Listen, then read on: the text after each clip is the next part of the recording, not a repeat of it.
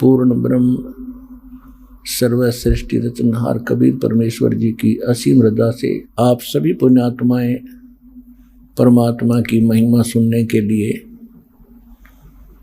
इस शुभ समागम में उपस्थित हो पाए। परमात्मा की जिन पुण्यात्माओं पर विशेष रजा है वही पुण्यात्माएं इस सत्संग रूपी अमृत सरोवर में गोते लगा पाते हैं। पुण्यात्माओं, अभी तक हमने अध्यात्म ज्ञान सुना था लेकिन जाना नहीं था। हमने भगवान सुना था, भगवान पहचाना नहीं था, जाना नहीं था। हमने सत्संग और समागम और हरि कथा की महिमा सुनी थी, लेकिन वो हरि कथा हमें प्राप्त नहीं हुई थी जो सत्यनारायण कथा होती है, जिस कारण से हम नकली को, डुप्लीकेट को सत्यनारायण मानकर अपना जीवन नाश करते रहे।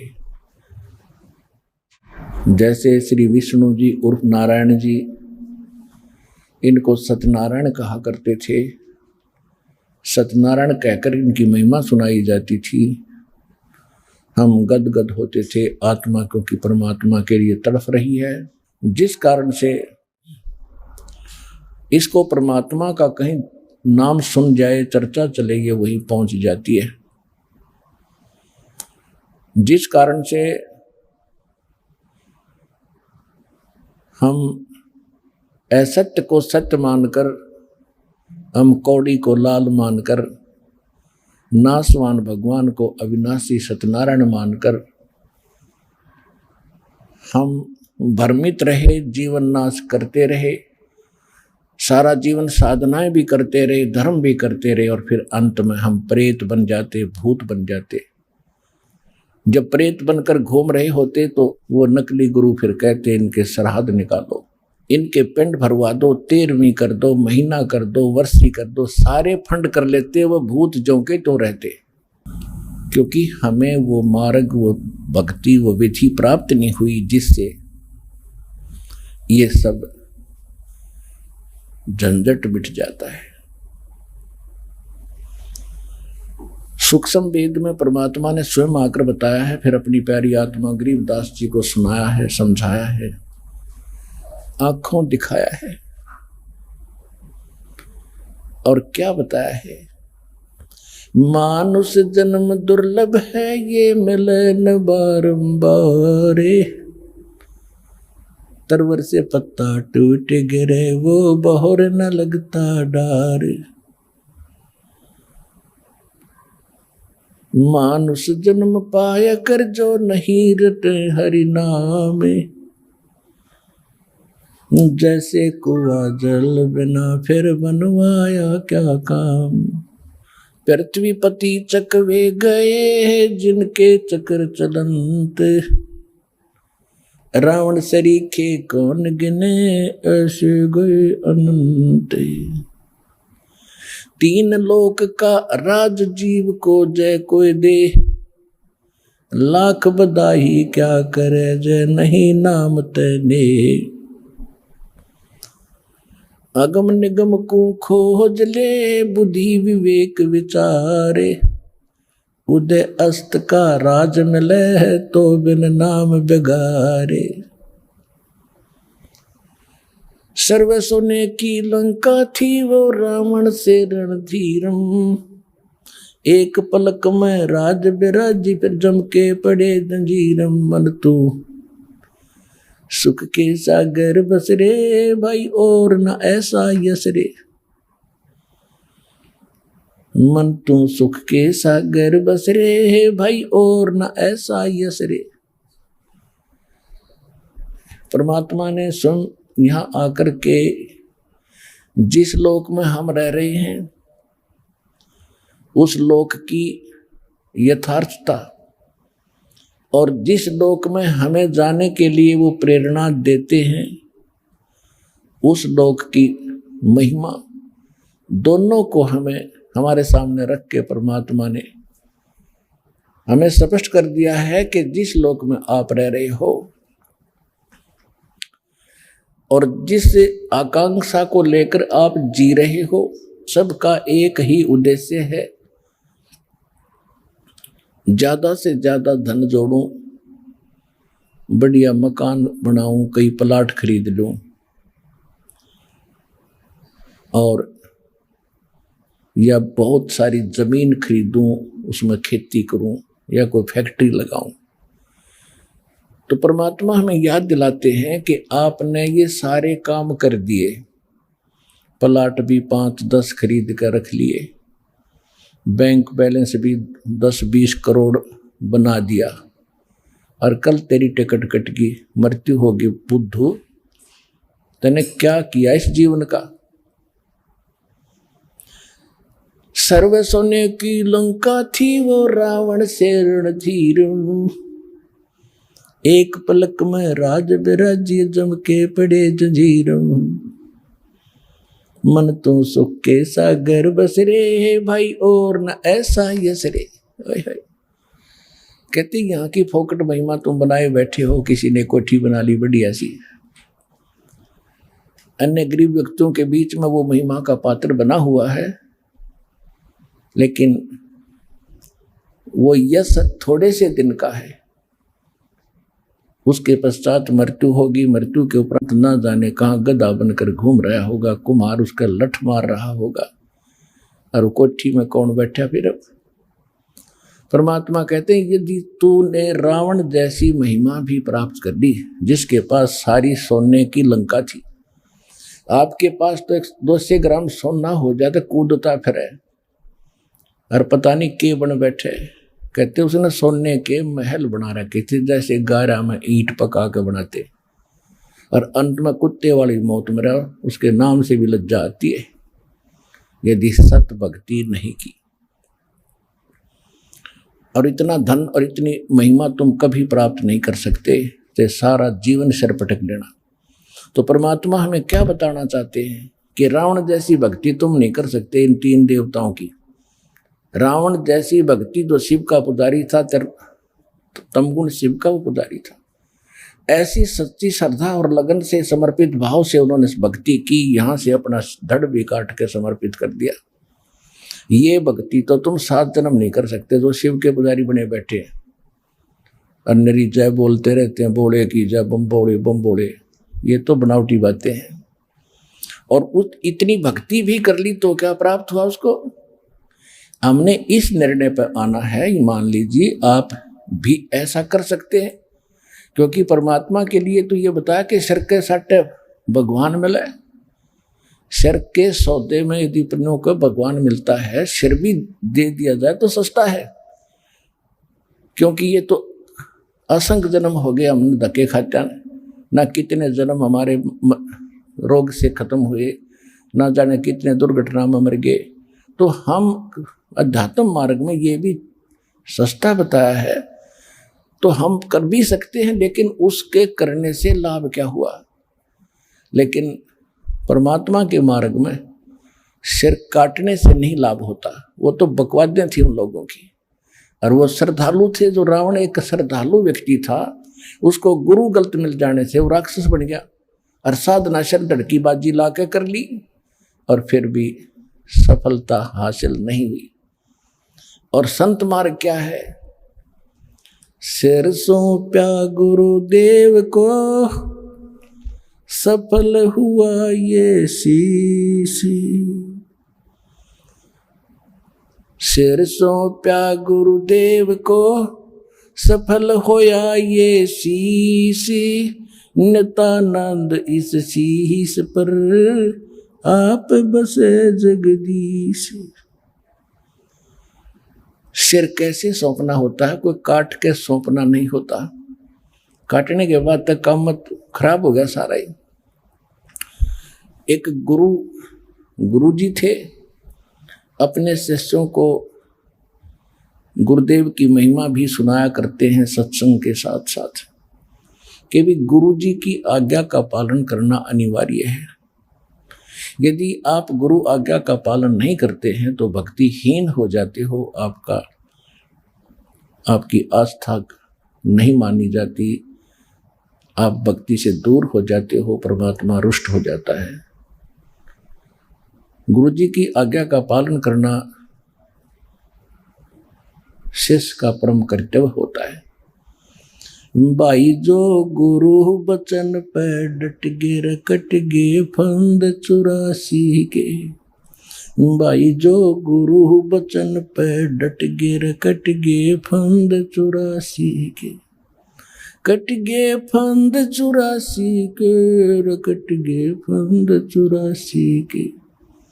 भाई जो गुरु बचन पे डट गे रकट गे फंद 84 के।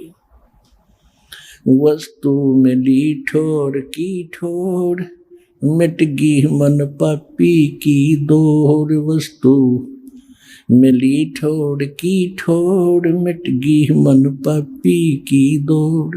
भरम मिटे मथुरा काशी के, भरम मिटे मथुरा काशी के। भाई जो गुरु बचन पे डट गे रकट गे फंद 84 के।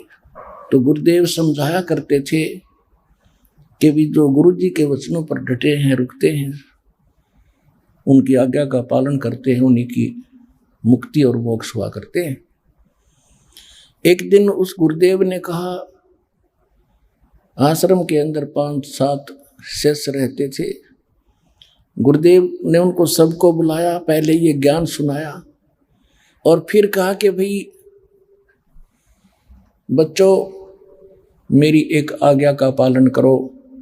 सब करबद्ध हुए, जो हुक्म गुरुदेव। गुरुदेव ने कहा कि भाई मेरे सिर में 5-5 जूते मारो सभी। अब सन्नाटा छा गया। अब कहा कि मेरे सिर में 5 जूते मारो, 5-5 सभी खड़े होकर। अब अभी तो गुरुदेव शिक्षा दे रहे थे कि गुरु की आज्ञा का पालन करें, और गुरु जी के तरफ उंगली भी कर देना महापाप होता है। जूते मारना तो नरक में गर्क होने वाली बात है।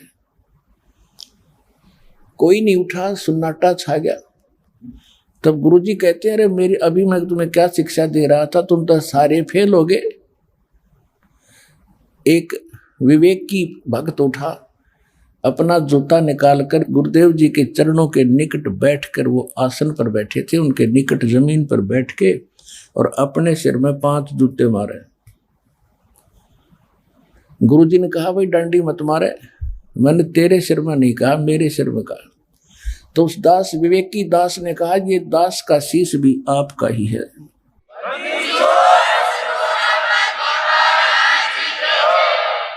क्या गुरुदेव आप इसको बेगाना समझते हैं? सीने से लगा लिया उस बच्चे को कि बेटा कुछ विवेक भी होना चाहिए, जैसे इस बच्चे के अंदर है। अगम निगम को खोज ले, बुद्धि विवेक विचारे। उदय अस्त का राज मिले है, तो बिन नाम बिगारे। कि जिस कार्य में तुम लगे हो, जैसे किसी देव की पूजा कर रहे हो, कुछ विवेक से भी काम लो। रावण ने कैसी भक्ति की, कितने समर्पित थे, शीश चढ़ा दिया काट के और वो वापस मिल गया उनको। ऐसे 10 बार उसने समर्पित किया, 10 बार ही वापस उसको शीश प्राप्त हुआ। तो इतनी भक्ति, इतनी शक्ति इन देवों में है, तभी तो ये देव रूप में माने जाते हैं। इनका आदर सत्कार है, इनकी महिमा है। लेकिन मोक्ष न इन देवताओं का है, न ही इनके पुजारियों का है। हमें चाहिए मोक्ष। कौन सा मोक्ष?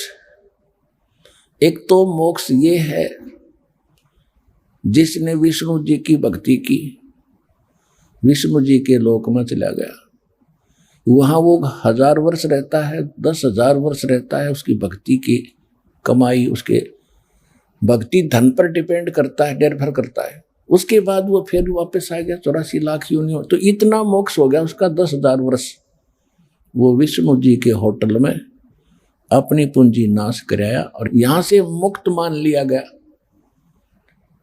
जो इसी प्रकार जो शिव पुजारी है शिव के लोक में जाते हैं, वहां अपनी पूंजी नष्ट करके वापस आ जाते हैं। भगवान विष्णु भी नाशवान, भगवान शंकर भी नाशवान।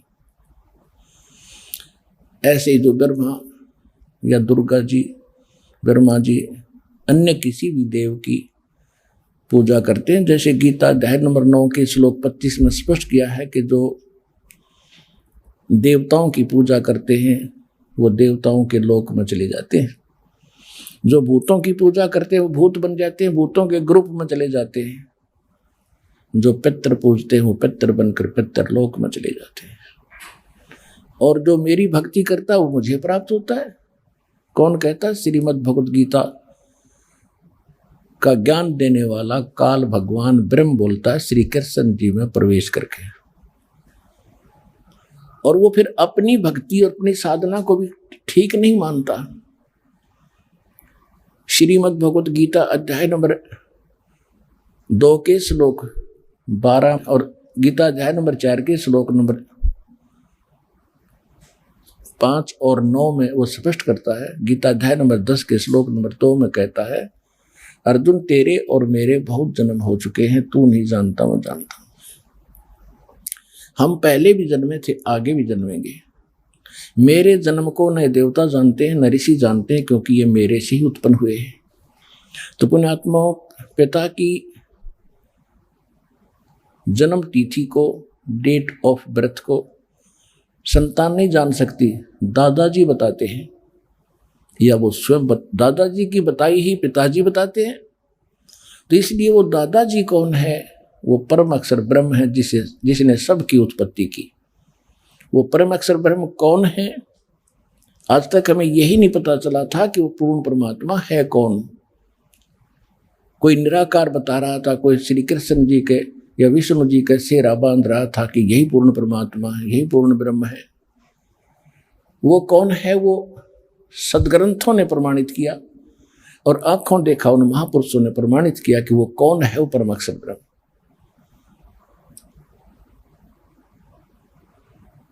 आदरणीय गरीबदास साहिब जी ने कहा कि हम सुल्तानी नानक तारे दादू को उपदेश दिया, जात जुलाहा भेद न पाया, वो काशी महे कबीर हुआ। अनंत कोट ब्रह्मांड का एक रति नहीं भारे, सतगुरु पुरुष कबीर हैं ये कुल के सिरजनहारे। वो परम अक्षर ब्रह्म कौन है? उसका नाम क्या है? आंखों प्रत्यक्ष दृष्टाओं ने, पुण्यात्माओं, 2 गवाह यदि सही गुजर जाते हैं तो निर्दोष और दोषी सिद्ध हो जाते हैं 2 गवाहों से। और दास ने आपके समक्ष आधा दर्जन विटनेस रख दिए हैं, खड़े कर दिए हैं।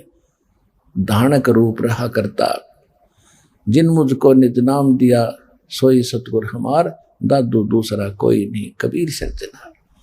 आदरणीय धनदास साहिब जी ने, आदरणीय मुल्कदास साहिब जी ने, आदरणीय नानक साहिब जी ने, आदरणीय दादू साहिब जी ने, आदरणीय गरीबदास साहिब गांव चुरानी जिला झज्जर हरियाणा वाले ने, आदरणीय घीसा दास साहिब ने गांव खेकड़ा जिला बागपत और यूपी वाले ने, और स्वामी रामानंद काशी वाले ने, इन 6 महापुरुषों ने प्रमाणित कर दिया है कि पूर्ण परमात्मा सबका सृजनहार वो परमात्मा है जो बनारस काशी शहर में 120 वर्ष तक एक जुल्हे की भूमिका करके और अपना ज्ञान भी प्रचार किया करते थे। वो धानक रूप रहा करता।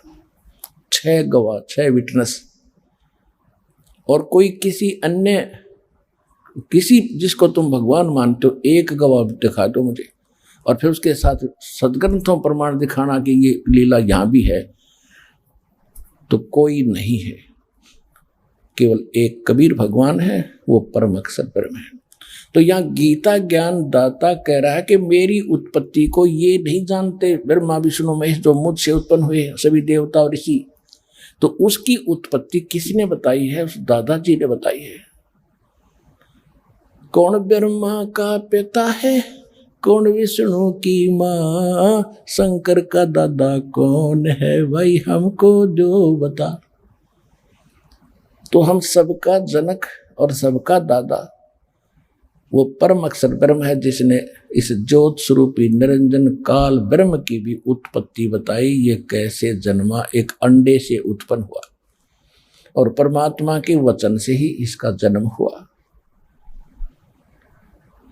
तो कहने का भाव ये है पुण्यात्माओं, हमने कौन सा मोक्ष चाहिए, प्रसंग आज ये है। जैसे आप जी ब्रह्मलोक में गए, ब्रह्म की साधना करके, ओम नाम का जाप करके, तो ब्रह्मलोक में चले गए। वहां भी आपका समय निर्धारित है, इतने समय तक ही आप वहां रहोगे जितनी आपकी पूंजी भक्ति की होगी। ये तो होटल रेस्टोरेंट है, वो ज्यादा सुपीरियर और कॉस्टली रेस्टोरेंट है ब्रह्मलोक। उसमें ज्यादा बकवाद है, वहां ज्यादा नाच गाने और सारी अड़ंगे जो धरती पर नहीं है वो वहां बकवाद है, और ये उसको मोक्ष मानते हैं। ब्रह्मलोक में गया हुआ प्राणी कई युगों तक भी ब्रह्मलोक में रह सकता है, लेकिन फिर भी उस भोली आत्मा को पृथ्वी पर आकर अपने सारे कर्म भोगने होंगे, क्योंकि यहाँ का विधान है जैसे कर्म करेगा वो दोनों भोगने पड़ेंगे, पुण्य भी पाप भी। ये भोग कर ही समाप्त होते हैं यहाँ पर। और जिस समय हम परमात्मा कबीर जी उस परम अक्षर ब्रह्म की शरण में सद्भक्ति करते हैं, उसके परम संत की शरण में आकर नकली कबीर पंथियों से भी कोई लाभ होने वाला नहीं है। उसके बाद आपके पाप नाश हो जाएंगे। जब ही सतनाम हृदय धरो, भयो पाप को नासे, जैसे चिंगारी अग्नि की भाई पड़े पुराने घासे। न तो ब्रह्मा जी, न तो विष्णु जी, न ब्रह्मा, न शिव, न ब्रह्म, न परब्रह्म, न दुर्गा, कोई भी आपके प्रारब्ध या संचित किसी भी कर्म को वो नष्ट समाप्त नहीं कर सकते। आपको दोनों भोगने होते हैं। और जब हम परमेश्वर की शरण में, कबीर साहिब की शरण में आते हैं, तो परमात्मा आपके संचित कर्मों में आग लगाएगा, जो असंख्य जन्मों के ढेर लगे पड़े हैं आपके, और उनको भोगने में तो आप असंख्य जन्म भी, क्योंकि यहाँ आते फिर उतने पाप बन जाते। यहाँ पुण्य तो कोई बनता ही नहीं आपसे। पुण्य क्यों नहीं बनता, पहले ये कंसेप्ट क्लियर करते हैं। जब ही सतनाम हृदय धरो और भयो पाप को नासे, जैसे चिंगारी अग्नि की बई पड़ी पुराने घास। चाहे 1000 टन सूखा घास पड़ा हो, उसमें एक माचिस की सींक लगा दे, सारे को फूक कर सवा कर दे, क्योंकि तो व्यर्थ पड़ा था, अड़ंगा था, वो काम भी आण का नहीं था, दुख दे रहा था, और उसमें आग लगा दी, वो ढेर सारा जलकर राख बन गई थोड़ी सी, और फिर चली हवा आंधी, वो ग्राउंड भी साफ कर दिया। जैसे सूरज के आगे बदरा, ऐसे कर्म छयारे, प्रेम की पवन करे चित मंजन झलक तेज नयारे। जैसे सूर्य के सामने बदल आ जाते हैं, बादल उसके वास्तविक प्रकाश को हम तक नहीं आने देते, वास्तविक लाभ हम प्राप्त नहीं कर रहे। और जब तेज हवा चलती है, बादलों को तितर बितर कर देती है, फिर सूर्य का प्रकाश और उष्णता हमें सीधी मिल रही होती है। इसी प्रकार आत्मा और परमात्मा के बीच में हमारे पाप कर्मों का एक बहुत बड़ा बादल छाए हुए हैं। इस सत भक्ति से उसके बाद फिर प्रेम की पवन चलेगी, आत्मा परमात्मा के नाम से आंसू आने लगेंगे, तो समझो आपकी भक्ति अब स्टार्ट होगी है, पाप नष्ट हो दिए हैं। जैसे सूरज के आगे बदरा, ऐसे कर्म छयारे, प्रेम की पवन करे चतुमंजन झलक तेज नयारे। तो परमात्मा कबीर साहिब की शरण में आने से आपके सर्व पाप नष्ट हो जाएंगे। इसके प्रमाण में यजुर्वेद अध्याय नंबर 8 के मंत्र नंबर 13 में भी 6 बार लिखा है कि परमात्मा घोर पाप का विनाश कर देता है चाहे गलती से भी पहले पूर्व के और किसी प्रकार के भी आपके पाप हैं, सबका नाश कर देता है। और ये नकली विद्वान ऋषि महर्षि नकली, ये दानंद जैसे सिर फिरे वेद का नाम लें, और जितने भी ऋषि हुए सारे वेद को तो प्रथम मान ही रहे थे और ज्ञान इसके विपरीत देते थे। आपको देवी पुराण में बहुत बार दिखाया है कि जितने भी, क्योंकि शुक्राचार्य तो राक्षसों के गुरु और देवताओं के गुरु, ये वशिष्ठ जी आदि सभी बता रहे हैं कि कर्म तो भाई भोगने से ही समाप्त होंगे। ये समझ लो कि जैसे आपको सुख प्राप्त है तो आपके पुण्य कम हो रहे हैं, और दुख प्राप्त है तो आपके पाप घट रहे हैं। इनका तो ये संविधान है। और परमात्मा का विधान क्या है कि सबसे पहले परमात्मा जो सच्ची भक्ति, सच्ची लगन, सच्ची श्रद्धा आपकी देखेगा, आपके संचित कर्मों में आग लगाओगा, और उसके बाद फिर आपके कर्म सुधरेंगे, क्योंकि भक्ति ज्ञान ऐसा मिलेगा आपको, आप भविष्य में गलती कर ही नहीं सकते। और फिर रही प्रारब्ध की बातें, प्रारब्ध के अंदर जो आपके पाप है, न ब्रह्मा काट सके, न विष्णु, न शिव, न ब्रह्म, न परब्रह्म, न दुर्गा, केवल पूर्ण ब्रह्म, परम अक्षर ब्रह्म, वो धानक रूप रहा करतार कबीर साहब, वो काट सकते हैं। और वो काटते कैसे हैं? जब आप उनके रिप्रेजेंटेटिव यानी उनके खास दास से उनकी दीक्षा लेकर के सच्चे दिल से भक्ति करोगे, तब वो परमात्मा आपके हृदय की सीध देखेगा, सच्चाई देखेगा कि सचमुच मेरे से जुड़ चुका है। तो तब आपके सभी प्रकार के प्रारब्ध के कर्मों में भी वो समाप्त करेगा। अब जैसे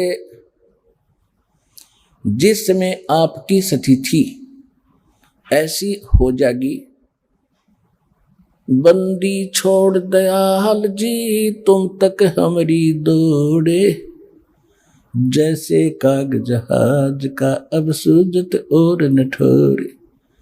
समुद्र के अंदर काग बैठा होता है, बहुत दूर चले जाते हैं, उस कौवे को उड़ा देते हैं, पत्थर मार मुड़ के विवश कर देते उड़ने के लिए। वो एक बार तो उड़कर चल पड़ता है जिधर से वो रात को चला था, लेकिन कुछ देर में देखता कहीं ठिकाना नहीं है, मैं इतना उड़ भी नहीं सकता हूँ। तो घूम फिर के वो जहाज पर ही आकर अपनी जीवन रक्षा का ठिकाना समझता है। उसको कहीं और ऐसा स्थान दिखाई नहीं देता जहां वो अपना बैठ सके। जहां बैठेगा वहीं डूबेगा, समुद्र ही समुद्र है। तो जिसमें आपको आपके ज्ञान की स्थिति इतनी ऊंची उठ जाएगी, उत्थान होगा आपकी बुद्धि का, कि आपको कबीर साहब के अतिरिक्त कोई भगवान दिखाई नहीं देगा, और है भी नहीं। तो उस समय, और इसके अतिरिक्त आप किसी से सपने में इच्छा नहीं करोगे कि मुझे वहां कोई राहत मिलेगी। वो तो डबोण के हैं, वो तो समुद्र ही समुद्र है। ये भाव सागर कहलाता है। एकमात्र स्थान कबीर भगवान की दया से सतलोक आश्रम बरवाला, जिला हिसार, हरियाणा के अंदर है। ये दास के पास वो वस्तु है जिससे आपकी जीवन रक्षा हो सकती है, मोक्ष भी हो सकता है।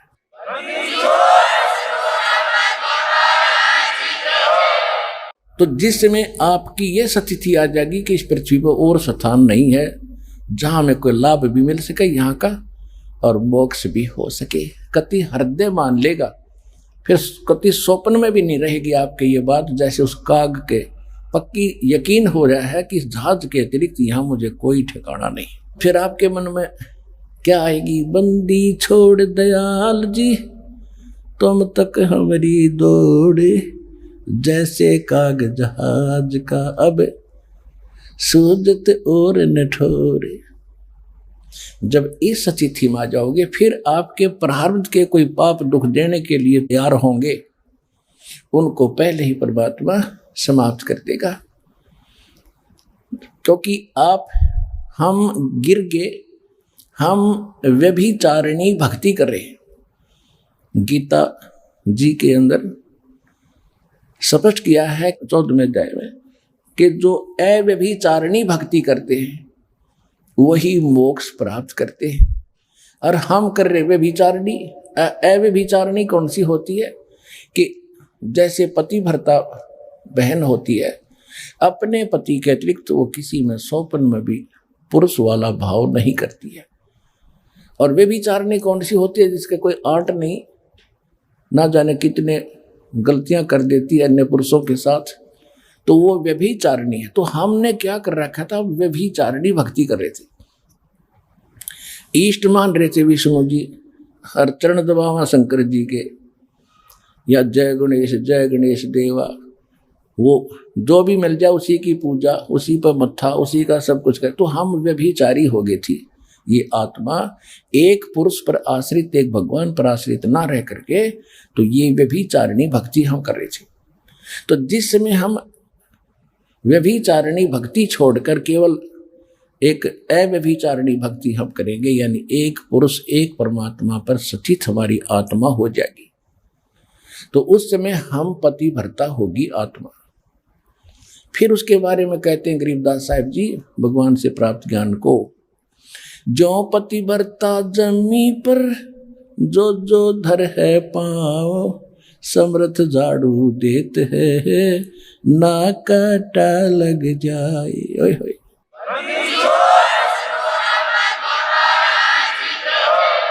उस आत्मा के जीवन रूपी सफर में कहते हैं समर्थ परमात्मा झाड़ू लेकर आगे आगे चलते हैं कि मेरी प्यारी आत्मा के इस मार्ग में कोई पाप रूपी कर्म का कांटा ना लग जाए।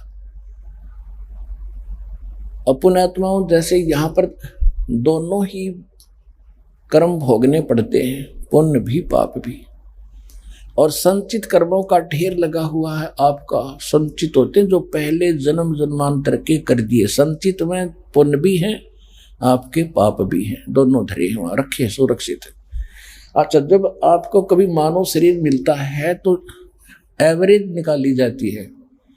जैसे आपके 10,000 पाप कर्म है और पुण्य है 500, तो 10% तो उसका ले लिया पुण्यों का, यानी रेशो बना ली, 50% ले लिया पुण्यों से और 50 ले लिया पापों से। तो जिसके पुण्य कम है तो पुण्य तो आए समझो 250, और 10,000 में तो पाप आगे 5,000, उस रेशो से आपका प्रारब्ध बना दिया और वो आपने भोगना ही पड़ेगा, चाहे राम रट लो, चाहे कृष्ण बज लो, और चाहे ब्रह्म की जाप कर लो, चाहे कितनी घंटी पीट लो, उसमें कोई परिवर्तन नहीं हो सकता। और फिर परमात्मा क्या करेगा, आपके उन संचित पाप कर्मों का नाश करेगा, पुण्य शेष रह जाएंगे। पुण्यात्मा वो मंत्र है, ये जाप दिया है दाता ने हमारे को, ये अनमोल छुपा के रखा था। धर्मदास मेरी लाख दुहाई, ये सार शब्द कई बार न जाई, सार शब्द बाहर जो पढ़ी, ये बिचली पीढ़ी हंस न तेरी। सार शब्द तुम तब तक छुपाई, जब तक 12 पंथ न मिट जाई। परमात्मा कहते हैं, धर्मदास जी से कहा था कि सतनाम और सार नाम इनको अभी छुपा के रखना। सतनाम को तो मालिक ने थोड़ा बहुत कहीं महापुरुषों को दे दिया था, जैसे गरीबदास साहिब जी को, आदरणीय गरीबदास साहिब जी को, आदरणीय गीसा दास साहिब जी को, आदरणीय नानक साहिब जी को, और आदरणीय मुल्कदास साहिब जी को, आदरणीय धर्मदास साहिब जी को, इन सब महापुरुषों को मालिक ने सतनाम तो दे दिया था, सार शब्द फिर भी गुप्त रखवा दिया था कि इसका छींट भी ना लगने देना और सतनाम भी डिक्लेयर मत करना।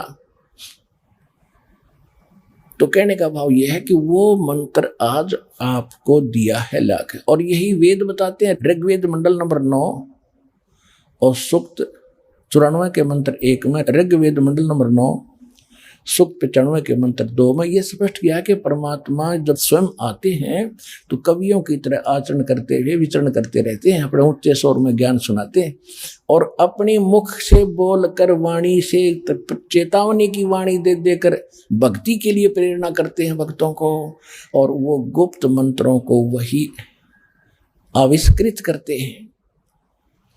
और परमात्मा क्या कहते हैं, सो हम शब्द हम जग में ल्याए, सार शब्द हम गुप्त छुपाए। खुद भगवान कबीर साहब कहते हैं कि वो सोहम शब्द हम ही लाए। ये सोहम शब्द का किसी को ज्ञान नहीं, ना किसी वेद शास्त्र में इसका ये लिखा है जो पूर्व के ग्रंथ है। परमात्मा के ज्ञान के बाद तो इन महापुरुषों को भगवान ने सोम तो बता ही दिया था।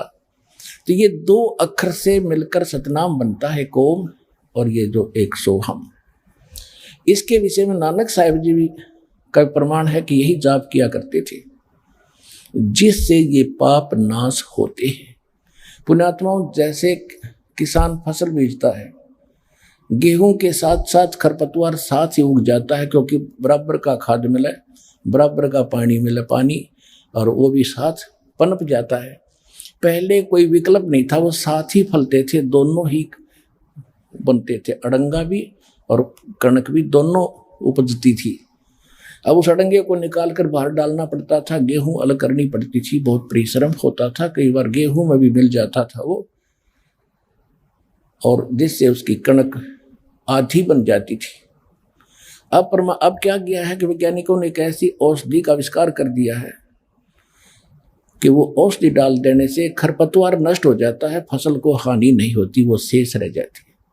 इसी प्रकार परमात्मा ने ये एक अनमोल जड़ी हमारे सदग्रंथों में रखी थी, जो इस दास को अप्राप्त होगी है, जो पाप नाश कर देती है, पुनः को सुरक्षित रख देती है।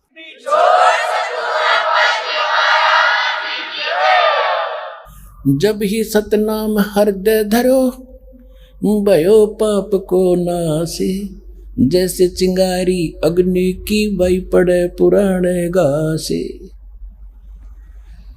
अपने आत्माओं, जैसे आपके वहाँ संचित कर्म भी हैं जिसमें पुण्य भी और पाप भी।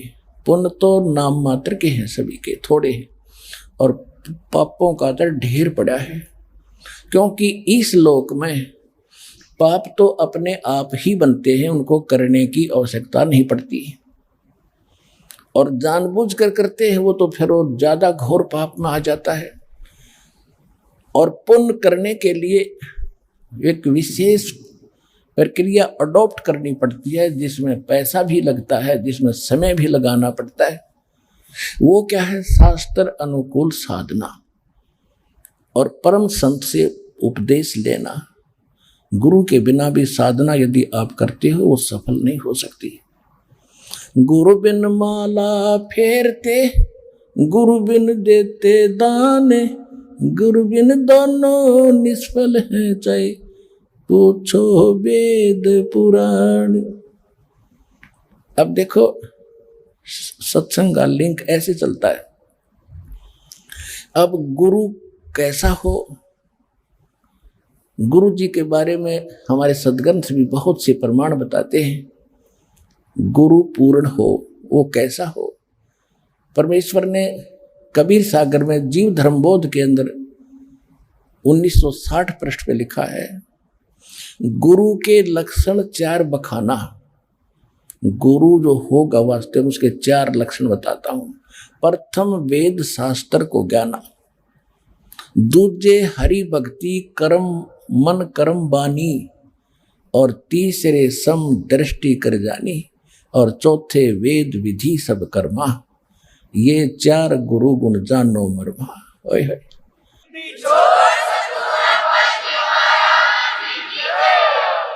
कि पूरे गुरु की जो मेरा दास होगा उस गुरु में ये गुण होंगे। प्रथम वो वेद शास्त्रों का कंप्लीट जो है नॉलेज रखता होगा, और दूसरे वो भक्ति खुद भी करेगा। ऐसा नहीं वो केवल वक्ता वक्ता नहीं होगा, वो स्वयं भी सच्चे दिल से परमात्मा की भक्ति मन कर्म वाणी से कर रहा होगा। और तीसरे वो समदृष्टि होगा, सबको छोटे बड़े को राजा और रंग को जो उसके पास आएगा एक दृष्टि से देखेगा। एक जैसा व्यवहार होगा, एक जैसा आहार होगा, एक जैसा खाना और बैठना उठना होगा। और चौथे वेद विधि सब कर्मा, उसके सभी कर्म वेद विधि की तरह होंगे, जो वेदों में वर्णित है यानी सदग्रंथों में उसके अनुकूल होंगे। अब वेद कौन से हैं? हमने केवल 4 वेद ही जाने थे, ऋग्वेद, यजुर्वेद, सामवेद, अथर्ववेद। एक वेद और है जो सूक्ष्म वेद है, जो गॉड गिवन स्पिरिचुअल नॉलेज है, जिसको तत्व ज्ञान कहते हैं। वो complete in all respect, all in one है। उस सूक्ष्म वेद के प्राप्त होने के बाद हमने अन्य ना किसी वेद की आवश्यकता, ना किसी श्रीमद् भगवद गीता की, ना पुराणों की, ना किसी कुरान, ना पुराण की, और ना बाइबल की। लेकिन उस सूक्ष्म वेद से हम इतने दूर हो गए हैं कि वो हमें वो वेद ही नहीं नजर आ रहा। उस वेद को वेद ही सिद्ध करने के लिए इन सभी इन जो है पवित्र सदग्रंथों से प्रमाण दिखाई देते हैं। पवित्र वेदों से, पवित्र पुराणों से, पवित्र श्रीमद् भगवद गीता से, पवित्र बाइबल से, पवित्र कुरान से, इन सभी से, पवित्र गुरु ग्रंथ साहिब से, इन सब से प्रमाण लेकर के हम ये सिद्ध करते हैं सूक्ष्म वेद तत्व ज्ञान जो भगवान बोलता है वो सर्वश्रेष्ठ है। उसमें कंप्लीट कोर्स है। लेकिन उसको जनाने के लिए आपको ये इतना बड़ा अधिक हटकर सत्संग करना पड़ता है, ताकि आपका एक दिन ये विश्वास हो जाए कि जो सूक्ष्म वेद है वो फाइनल वेद है। तो उस इन वेदों के अनुसार जिसके सभी भक्ति कर्म हो, वेद विधि सब कर्मा, ये चार गुरु गुण जानो मर्मा, ये मर्म को समझो, ये गुप्त भेद समझ लो कि जिसमें ये चार गुण होंगे वो पूर्ण संत होगा।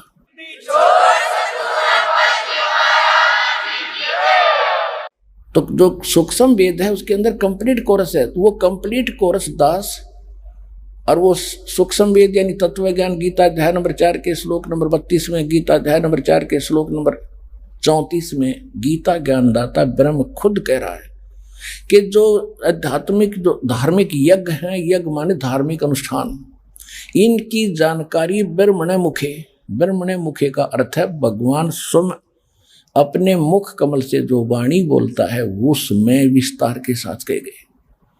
और गीता के अनुवादकों ने यहाँ पर डंडी मार रखी है, यहाँ पर धोखा कर रखा है।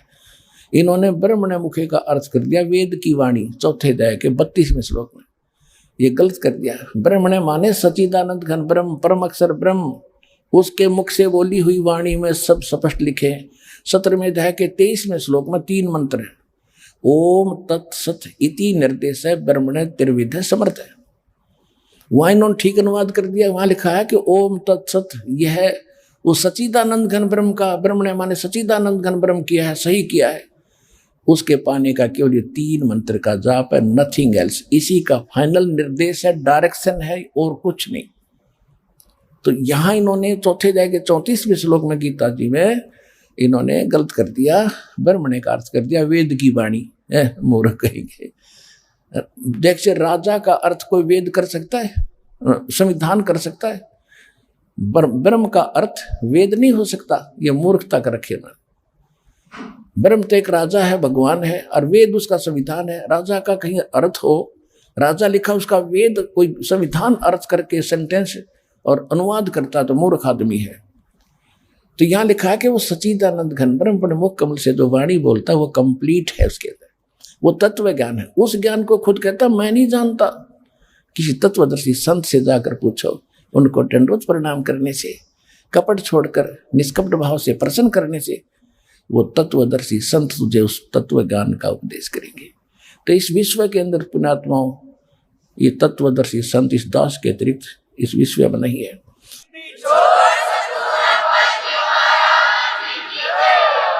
तो आपको जो अन्य सदग्रंथ दास प्रमाण में देता है वो तो इसलिए आपका दिल, आपके अंदर से जो पुराना रंग जमा है उस पर रेगमार लगाता हूँ साथ में, और फिर नया पेंट करता हूँ। रेगमार लगाता हूँ कि आप ये भक्ति कर रहे हो और वेद ये बता रहे, और वेद इनकम्प्लीट है, इनमें केवल ओम जाप है, आगे से आगे नहीं है। अन्य भी नहीं मंत्र हैं जो प्रथम हम देते हैं। वो सूक्ष्म वेद के अंदर वो कंप्लीट कोर्स है जो दास पहले से ही दे रहा था, जो गुरुदेव ने प्रदान किए थे। तब तक तो दास ने ना वेद जाने थे, ना गीता समझी थी, ना पुराण देखे थे, ना बाइबल और कुरान देखी थी। सन 1994 से लेकर सन 2001 तक दास सूक्ष्म वेद के आधार से यही पूजा विधि दे रहा है। आपके भाई बहन जो 1994 से दास के साथ जुड़े, उनसे पूछ लेना। शुरुआत से यही मंत्र है जो 3 टाइम में दिए जाते हैं, ऐसे देता आ रहा है। जब दास ने एक विशेष विनय की मालिक से कि परमात्मा, जब तक आप कहते हो वेद मेरा भेद है और मैं ना वेदन के माही, अर्जुन वेद से मैं मिलूं वो वेद जानते नहीं। आपका यदि भेद, आपकी महिमा की जानकारी वेदों और इन पुराणों में मिल जाती है, गीता में, तो दाता आपके बच्चे जल्दी समझ सकते हैं। बाकी हम जो ज्ञान दे रहे हैं ये स्वीकार्य अभी नहीं हो पाएगा, क्योंकि बहुत पहले अज्ञान का बहुत ज्यादा प्रचार हो चुका है। ऐसी दया करी दाता ने, एकदम अचानक प्रेरणा हुई कि गीता में देखूं, क्योंकि वेद तो हमने देखे भी नहीं थे, गीता अनुवादित थी, हमें मालूम था। गीता में देखता हूं, कर गीता के अंदर कुछ थोड़ा बहुत मिल जाता है मैटर, तो समझाने में सुविधा होगी। जब गीता में दास ने क्या देखा, ओए होए। अब गीता ज्ञान दाता कहता है कि अर्जुन तेरे और मेरे बहुत जन्म हो चुके हैं।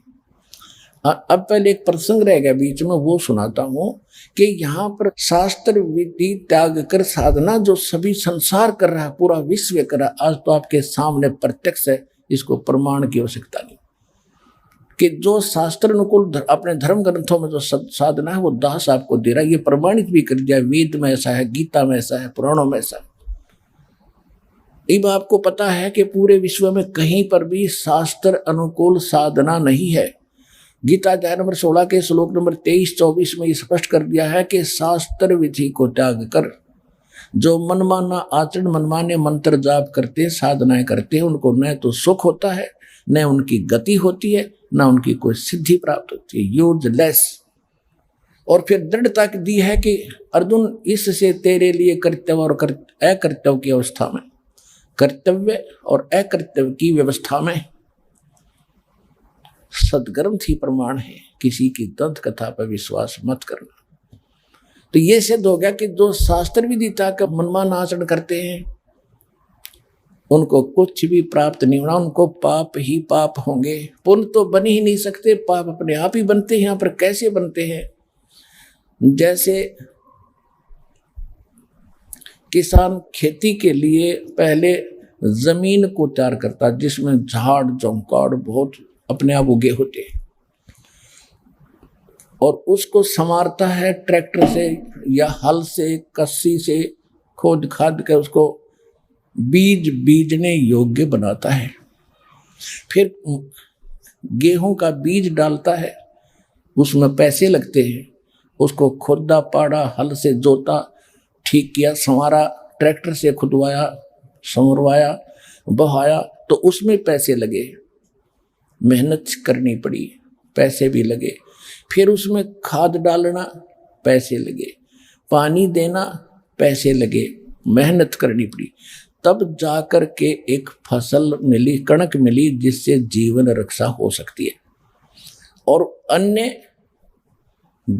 ये घास, अड़ंगा, बोझड़े, खरपतवार बगैर बोए अपने आप ही हो जाते, उनको बोने की आवश्यकता नहीं पड़ती।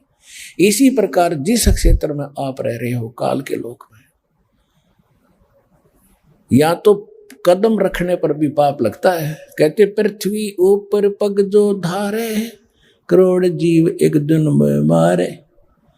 ओहे, छोटे छोटे जीव हवा में भी होते हैं, फर्श पर भी होते हैं, मिट्टी में भी होते हैं, की चींटियां होती हैं, सूक्ष्म जीव जो दिखते नहीं वो भी घूमते हैं। खाना खाने में भी जीव हिंसा होती है, बनाने में भी होती है, खेती करने में भी जीव हिंसा होती है, कसी से काम करता मजदूर उसमें भी पाप लगते हैं। तो पाप तो अपने आप हो रहे हैं, और पुण्य प्राप्ति के लिए शास्त्र अनुकूल साधना ही होती है, वो आपको प्राप्त नहीं। तो आपके तब माल गाड़ी भर गई पापों की, वहां पर पूरा गोदाम भरा पड़ा है आपके प्रारब्ध का, आपके संचित कर्मों का, और उसी से प्रारब्ध बनता है। तो आप ऐसे पाप ले लेकर यहाँ पर आए हो, पूरी गठड़ी बांध गए, और आज भोग रहे हो। किसी की हाथ कट गया, किसी की टांग कट गई, किसी को कैंसर हो गई, किसी का बेटा मर गया, कोई स्वयं दुखी है, रोगी है, किसी का कुछ हाल है। अब परमात्मा क्या करेगा? आपके पहले जब आपकी श्रद्धा बनाएगा, आपकी आस्था देखेगा। जब आपकी हृदय से आस्था मालिक में जुड़ जाएगी, फिर देखियो मालिक के कदम कदम पर चमत्कार देखना इस कबीर भगवान के।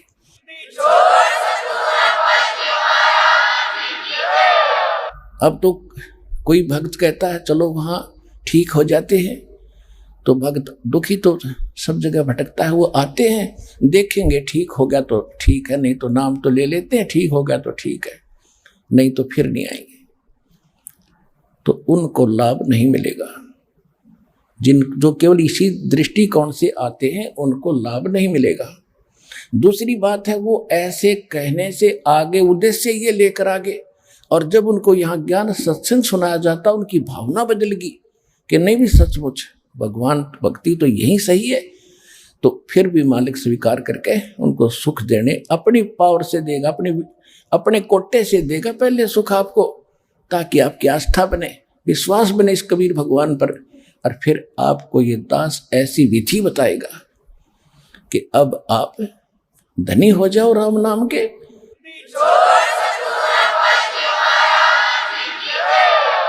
और कैसे, कितने धनी हो जाओगे आप? सतनाम इतना गजब का मंत्र है, इतना बहुमूल्य मंत्र है। एक सिमरण करने से, यानी पहला जो मंत्र आपको दिया जाता है 7 मंत्र का, ये भी बहुत ही ज्यादा कीमती है, क्योंकि इसके बगैर स्टार्ट ही नहीं हो सकती भक्ति। ये तो इसके बगैर तो सतनाम काम ही नहीं कर सकता। प्रथम मंत्र आपने डट के जाप करना पड़ेगा। इसके अंदर प्रथम और लास्ट मंत्र हैं, ये आपके पाप नाशक ही हैं। उसके बाद फिर विशेष पाप नाश होगा सतनाम से। और बीच के जो 5 मंत्र इन 7 मंत्रों में है, ये आपके यहाँ जो देवी देवता हैं, ये इन्होंने आपको देना है, लेकिन देना है आपका वर्क डन, ये उसमें फेर बदल नहीं कर सकते। तो आपके पुण्य बढ़ाए जाएंगे। शास्त्र अनुकूल साधना शुरू करते ही, जैसे आपने मजदूरी करी एक दिन तो आपको 250 रुपये मिल गए, तो होगी ना शुरुआत। दूसरे दिन फिर करी तो 250 मिल गए, यानी अब पहले तो मजदूरी कर ही नहीं रहे थे, आप पता नहीं कितने ढो थे। तो अब शुरुआत होगी भक्ति धन के जोड़न की, रोज बरकत होने लगेगी आपके, ये सत साधना मिलने से। तो इस प्रकार पुण्य तो यहाँ अपने आप करने से होते हैं, खूब पैसा लगाना पड़ता है, दान भी करोगे, काम भी छोड़ोगे, प्रणाम भी करोगे, मंत्र भी जाप करोगे, सेवा भी करवाओगे, जब जाके आपकी भक्ति रूपी फसल तैयार होगी, और तब आप धनी होगे। और पाप अपने आप हो रहे हैं, शास्त्र विरुद्ध साधना करने से भी पाप ही बढ़ रहे हैं, पुण्य तो कोई हो ही नहीं सकता, ये अपने सदग्रंथ प्रमाण देते हैं। तो जिस कारण से आपके संचित कर्म ज्यादा है, और पुण्य तो वहां कोई एकादा ही पड़ा पाओगा, कितने कोई दाने डाल दिए, ये इस तरह के पुण्य नहीं होते। ये पुण्य तो है, लेकिन ये सफिशिएंट नहीं है। जैसे हनुमान का व्रत रख लिया, 100 रुपये का प्रसाद बांट दिया, ये 110 का बांट देते होंगे बड़ी बात करके, तो ये कोई पुण्य नहीं है। मत्था टेक दिया कि तो साल भर में भंडारा कर दिया, नहीं, ये तो ऐसा है जिन हर जैसा सुमरिया ताको तैसा लाभ, ओसा प्यास न भाग ही जब तक दशह न आवे। क्या बताते हैं परमात्मा? कहते जिन्होंने जैसे भगवान की जैसी भक्ति करी उनको वैसा ही लाभ हो रहा है। जैसे हम पहले धर्म मान रहे थे इसको, जैसे अभी आपको बताया, हनुमान का व्रत रख लिया, शास्त्र विरुद्ध थोड़ा बहुत प्रसाद बांट दिया, या कहीं चिड़िया पक्षियों को दाना डाल दिया, या कोई भंडारा कर दिया, ये तो ऐसा था जैसे हम ओस चाट रहे हों। ओस के चाटने से प्यास नहीं बुझ सकती। प्यास तब बुझेगी 2 गिलास गट गट पीवे पानी के, जब प्यास बुझ जाएगी। तो ये जो धर्म पुण्य तुम कर रहे थे, हम कर रहे थे, ये तो ओस चाट रहे थे। और सतलोक आश्रम बरवाला में, जिला हिसार में आपको गिलास के गिलास पियाए जाएंगे, तब आत्मा की प्यास बाचेगी।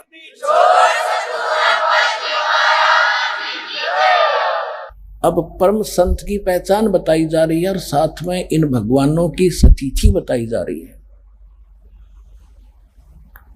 अब गीता ज्ञान दाता खुद कहता है कि मैं उस तत्व ज्ञान से परिचित नहीं हूं और वो सूक्ष्म वेद है। तो सूक्ष्म वेद तो सभी वेदों का बाप है, मां है।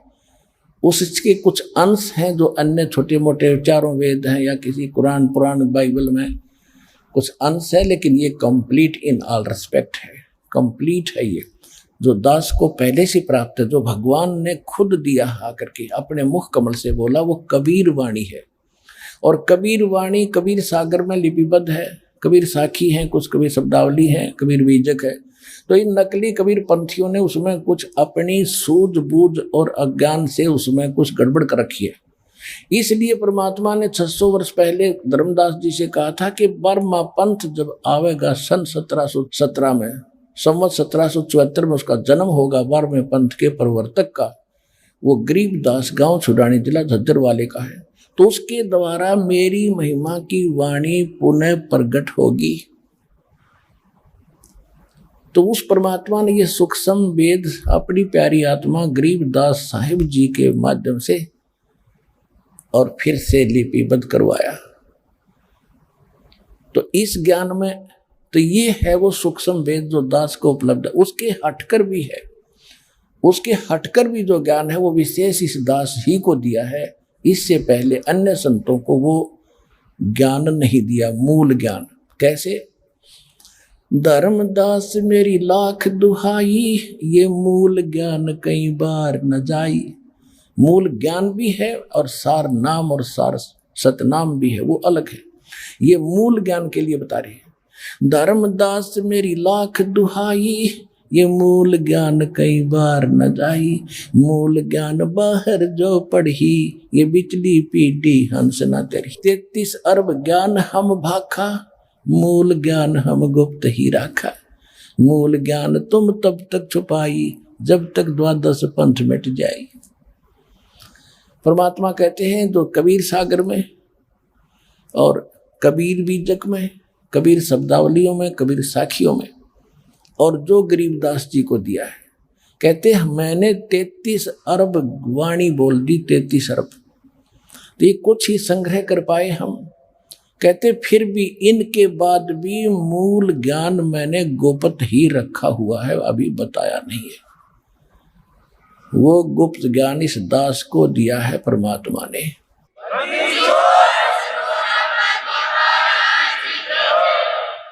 और उस गुप्त ज्ञान के अंतर्गत आपको बहुत सी ऐसी बातें मिलेंगी जो कबीर सागर में नहीं है, गरीबदास जी महाराज की वाणी में भी नहीं है। तो इसलिए वो मूल ज्ञान, उसके अंदर ये कंप्लीट काम बनता है सारा। जैसे गरीबदास पंथ वाले सभी कबीर साहब को गरीबदास ही मानते हैं, गरीबदास जी को कबीर साहब ही मानते हैं, एक ही मानते हैं। दूसरा वो मानते हैं कि विश्व कबीर साहब गरीबदास जी ये विष्णु जी के अवतार थे। तो इनकी बुद्धि के सतर का आपको यही पता लग जाएगा ये कितने विद्वान, कैसा जाना इन्होंने गरीबदास जी की वाणी को, परमात्मा को कैसे समझा। और कबीरपंथी सभी कहते हैं भगवान निराकार है, प्रकाश है, प्रकाश का पुंज है। और कबीर साहब तो सतगुरु हैं, वो उस भगवान के भेजे हुए अलग से नहीं। तो यह भी भूल है, यह भी अज्ञानता का प्रमाण है। फिर उनके साधना क्या है, भक्ति क्या है, मेन चीज है बीज पे। वो बीज महिमा गा रहे हैं आम की और बीज दे रहे हैं बबूल का। तो बीज से आम बनना है, और बीज ही यानी मंत्र, जो रियल मंत्र है, जो सही मंत्र है भक्ति के, इस जो दास आपको दे रहा, इससे मोक्ष होना है। सतलोक सचखंड सब दुनिया गीत गाती है, भक्ति गलत बता रही है, तो कैसे जाएंगे वहां पर। तो जो प्रसंग चल रहा है,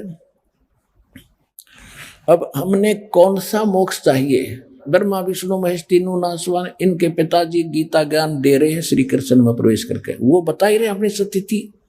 गीता अध्याय नंबर 2 के श्लोक नंबर 12 में, गीता अध्याय नंबर 4 के, श्लोक नंबर 5 और 9 में, गीता अध्याय नंबर 10 के श्लोक नंबर 2 में वो कह रहे हैं कि अर्जुन तेरे और मेरे बहुत जन्म हो चुके, तू ही जानता मैं जानता। अपने सत्र के मंत्र उसने बताई दिए। इसी सिद्ध हो गया कि ये भी नासवान है और ब्रह्मा विष्णु महेश तो नासवान है। ये तो आपको बहुत बार सिद्ध कर दिया। श्री देवी भागवत यानी देवी पुराण के 3रे स्कंद में गीता प्रेस गोरखपुर से प्रकाशित सचित्र मोटा टाइप के 123 पृष्ठ पर भगवान विष्णु स्वयं कहते हैं कि तुम शुद्ध स्वरूपा हो, ये सारा संसार तुम्हीं से उद्भासित हो रहा है। मैं शंकर और ब्रह्मा आपकी कृपा से विद्यमान है। हमारा तो आविर्भाव माने जन्म और तिरोभाव माने हमारी तो जन्म मृत्यु होती है। वही तो नासवान सिद्ध। और अब ये ब्रह्म जो इनका पिता है गीता बोल रहा है 8वें अध्याय के 13वें श्लोक में कहता है कि ओम इति एकाक्षरम ब्रह्म व्यवहारण माम अनुसमरण ये परियाति तजन देहम सयाति परमाम गति।